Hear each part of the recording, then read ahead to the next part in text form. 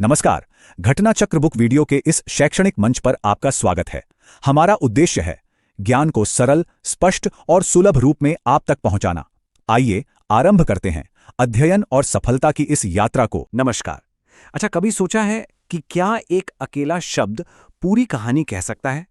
आज हम संस्कृत और हिंदी के कुछ ऐसे ही कमाल के शब्दों की दुनिया में चलेंगे जो सिर्फ शब्द नहीं बल्कि अपने आप में एक पूरा का पूरा चित्र हैं, एक पूरी पहचान।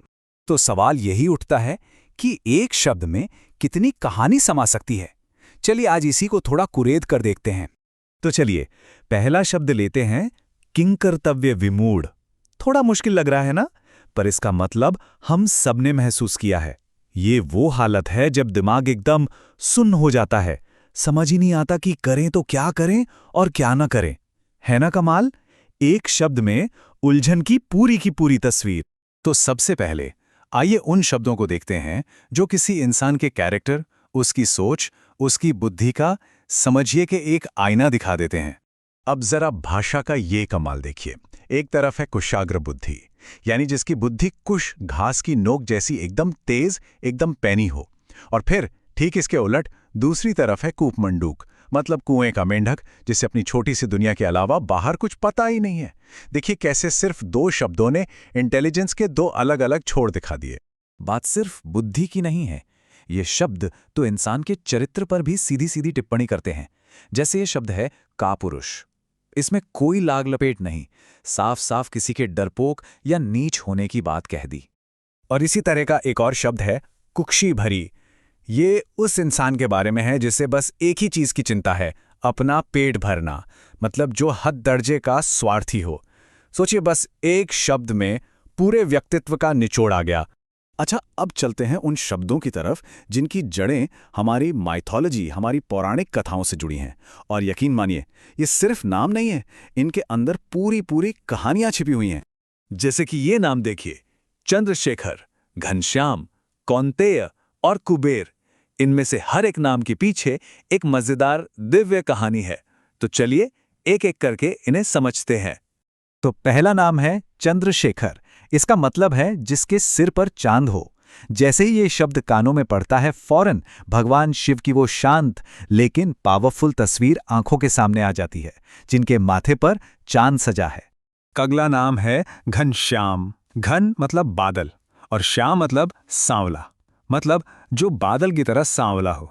ये शब्द भगवान कृष्ण के उस सांवले मनमोहक रूप का कितना काव्यात्मक, कितना पोएटिक अंदाज है। वाकई एक शब्द में कितनी खूबसूरती है।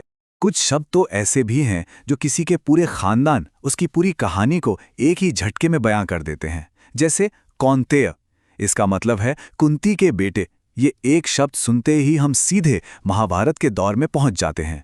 पांडवों की पूरी कहानी याद आ जाती है। और इस लिस्ट में आखिरी नाम है कुबेर। अब तो ये सिर्फ एक देवता का नाम नहीं रहा है ना। कुबेर का नाम लेते ही धन, दौलत, अमीरी, ये सब दिमाग में आता है। ये शब्द खुद दौलत का सिंबल बन गया है।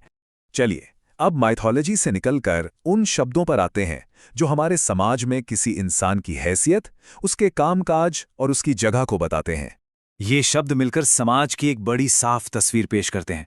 देखिए, एक तरफ है कुलीन, जो किसी के ऊंचे खानदान में पैदा होने की बात करता है, तो वहीं दूसरी तरफ है घसियारा, जो घास काटकर मेहनत से अपनी रोजी रोटी कमाने वाले को दिखाता है। और साथ ही घूसखोर जैसे शब्द समाज की जो बुराइयां हैं उनको भी सामने ले आते हैं। और अब चलते हैं अपने आखिरी सेक्शन की ओर, जो थोड़ा फिलॉसफिकल है। यहां हम उन शब्दों को देखेंगे जो हमारी अंदरूनी भावनाओं, हमारे विचारों, मतलब जो चीजें दिखती नहीं हैं, उन्हें बयान करते हैं। जैसे ये शब्द है चिकीर्षा। ये शब्द है उस इच्छा के लिए, उस लगन के लिए जो हमें कुछ करने, कुछ नया बनाने के लिए उकसाती है। कह सकते हैं कि ये हमारे अंदर की वो आग है जो हमें एक्शन लेने पर मजबूर करती है। कितना गहरा शब्द है। या फिर ये शब्द लीजिए कौतूहल। ये सिर्फ नॉर्मल क्यूरियोसिटी या जिज्ञासा नहीं है। कौतूहल का मतलब है किसी चीज को जानने की बहुत गहरी, बहुत बेचैन कर देने वाली इच्छा। ये दिखाता है कि भाषा कैसे किसी भावना की गहराई को भी नाप सकती है। अब जरा किंवदंती शब्द के बारे में सोचिए।